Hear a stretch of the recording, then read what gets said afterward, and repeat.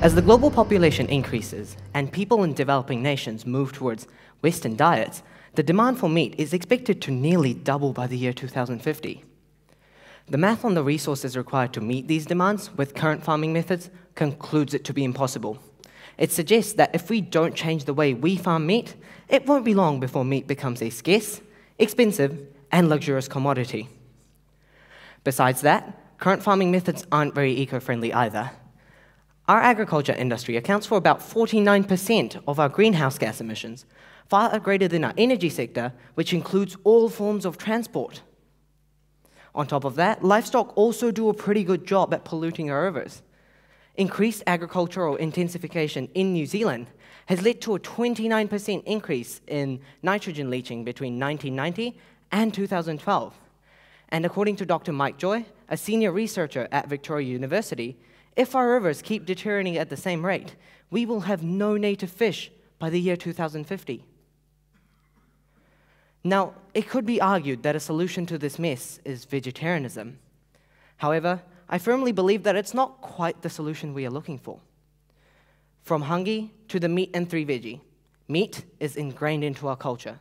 So realistically, it would be impossible for us to suddenly give up all meat. But we must understand that change is inevitable. And I believe that change can be brought by a certain technology, a technology that would allow us to continue our lifestyles without destroying the planet.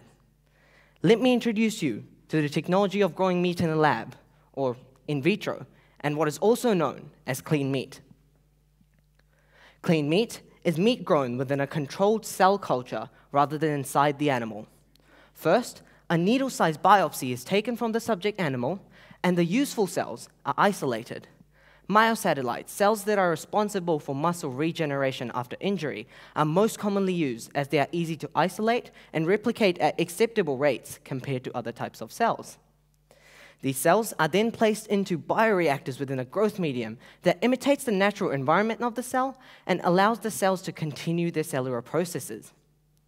It tricks the cells to function normally, and most importantly, it makes them replicate. The conditions for these cells can then be altered to make them differentiate into skeletal muscle cells and fuse into myotubes. These myotubes can further be structured and concentrated in different manners to make muscle fibers, which can further be lastly scaffolded and structured in different ways with different types of cells to achieve the desired texture, color, and taste of the meat. I believe that if New Zealand focuses on the research and development for the commercialization of clean meat, we will experience an array of social, environmental, and economic benefits. To understand these benefits, let's see where clean meat stands in comparison to traditional meat. A number of intestinal pathogens can be found in traditional meat, and that is why we choose to cook them off before we consume it. Clean meat has none. Zero. As we are only dealing with muscle cells, the chances of intestinal pathogens contaminating the meat are none. And due to the high level of control we have on production, any contamination could be eliminated in an instant. This also helps us deal with problems much more efficiently. For example, elements proven to be harmful for human consumption could simply be removed out of the meat. And on top of that, it requires no antibiotics either, helping us steer clear from superbugs. Clean meat also seems to be in better terms with the environment. A life cycle analysis conducted at the University of Oxford concluded that the production of clean meat would emit between 78 to 96% less greenhouse gases, would use between 82 to 96% less water, and up to 99% less land. Due to the irrelevance of land in clean meat, a meat farm could now look like this. Farming would no longer be a rural concept, and urban farms could be set up everywhere, helping us save energy and reduce cost by easing logistics. Ethically, clean meat seems to be better as well. Not only because it removes the death from the equation, but also as it puts an end to animal abuse done today in the name of maximizing production. And this can be used as a major selling point to niche types of meat eaters all over the world. For example, a large proportion of the Indian population avoids eating meat only due to the guilt associated with it. By removing the guilt associated with meat, we will make for a popular product in such places, allowing us to strengthen and increase trade relations with certain countries. The benefits of clean meat seem to closely align with Sir Paul's ambition for the future of New Zealand. But like anything, clean meat does have its challenges. Clean meat is expensive. The first ever lab-grown burger in 2013 cost about $330,000 to make. This is due to the lack of economies of scale present with clean meat at the moment. However, as research and development continues, the price of clean meat is dropping rapidly. That same burger is estimated to cost about $11 now and aims to be available in the market by 2021. Sorry about the font. This means that if correct measures are taken, the price of clean meat can be lowered dramatically. And if they can do it, we surely can as well. To match the taste of clean meat with traditional meat, we will need to give it a specific structure, which will require the incorporation of things such as fat into it. Unfortunately, we don't have a firm recipe on how to do it yet, and therefore research must be done to find this recipe. And we don't necessarily have to start by mimicking complex structured meats like steak. In fact, they should be a distant goal. We should be starting by making less complex products like sausages and other minced things to simply get it going. Traditionally, fetal bovine serum has been used as an essential element in growth media for cell cultures. And it is full of growth factors and is derived from an aborted calf's blood. This raises ethical questions and is completely opposite to what we are trying to do here. Additionally, it is expensive and inconsistent. Clean meat companies all over the world are racing to find new ways of cheaply synthesizing an animal-free growth medium, as without it, there's not much point to clean meat. And it isn't impossible to do. In fact, a number of biomedical companies already sell animal-free growth media, and with the correct research, it won't be long before we in New Zealand come up with our own animal-free growth medium. And the animal-free growth media supposedly perform just like or better than the ones with fetal bovine serum in them. Now, finally, consumer acceptance. Now, this one's a big one. Or so I thought.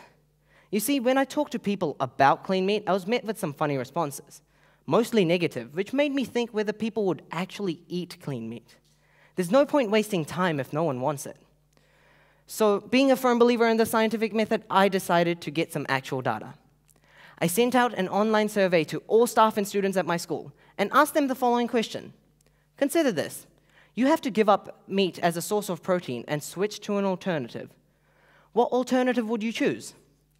I gave them the options of clean meat, insect-based protein, and vegetarianism, and provided brief descriptions for each alternative. And the results were genuinely surprising. In over 800 responses, despite saying that clean meat may or may not actually look like meat, a whopping 51% of the respondents said that they'd be happy to move to clean meat.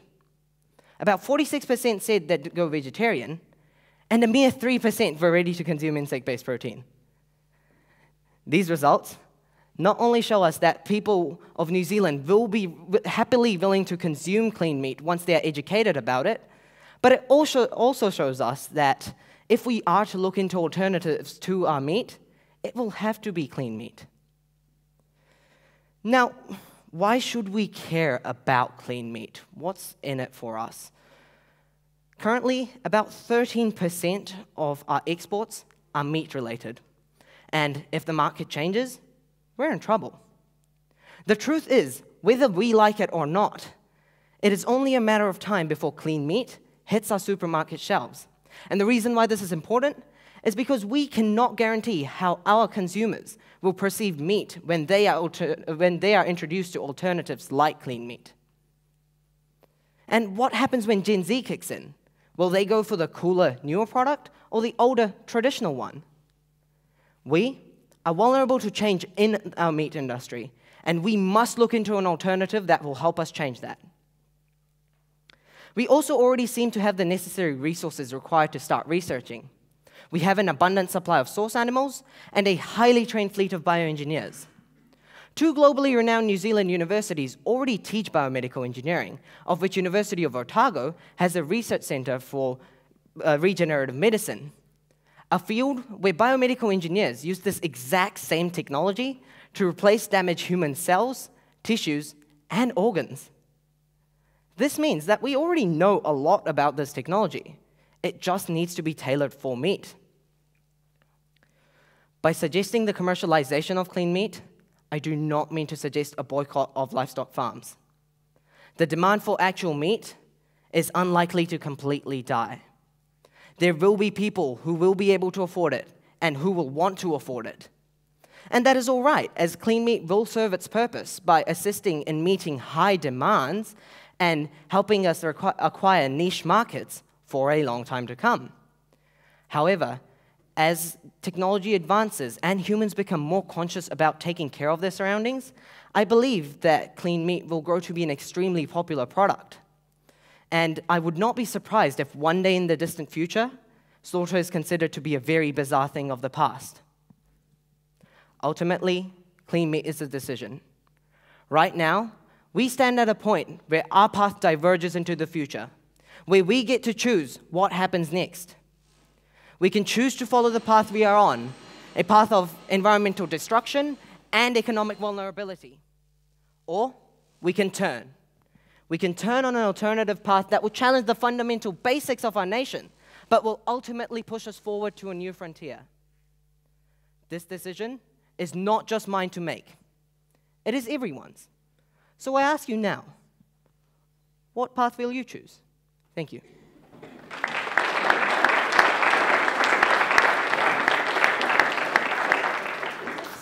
Wonderful. Judges?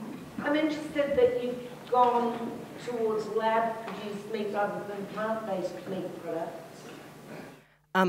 Plant-based meat products just don't simply do the cut because they're not actually meat. You're just trying to mimic meat as much as possible. And the reason why they're not being such a big thing is because they don't really taste like meat. I mean, maybe the really, really high-end ones do, but the general one doesn't. With clean meat, you can easily match the taste because it is meat. It's just obtained in a different manner. Have you tasted it? No, because it's not available in New Zealand or, in fact, anywhere in the world to buy. So you're just going on trust when it comes to the taste thing? People have tasted it, and food critics have given descriptions of it, and they say that it tastes like meat because it is meat. That's what they say. In your survey, what was the gender breakdown? I did not ask for that. It only consisted of 2 questions. One was, what's your age? And second, what alternative would you choose? Okay. Because it's kind of interesting whether women would have a different view of it than men would. Quite possibly. It is possible. But when I wanted to do my survey, I wanted to get as many responses as possible, so keep it as short and simple. So my only intention was to get the public perception for this. And in the real world, you think that people genuinely would go for something produced in a lab instead of vegetarianism if they wanted to address the issues that livestock present us? Yes, because the thing with vegetarianism right now is the people don't want to move to it because they love meat so much. When they eat meat, they don't really think about what goes on behind and what these effects are. So, and that comes back again to as it's ingrained into our culture and the reason why we love meat so much. And that's why it's very hard for people to go vegetarian. Otherwise, there's a lot of environmentally conscious people, and all of them would have been vegetarian or vegan by now if that was the case. Do you eat meat? No, I do not personally eat meat, but that is due to cultural reasons and not due to environmental concerns. And that. Thank you. Thank you.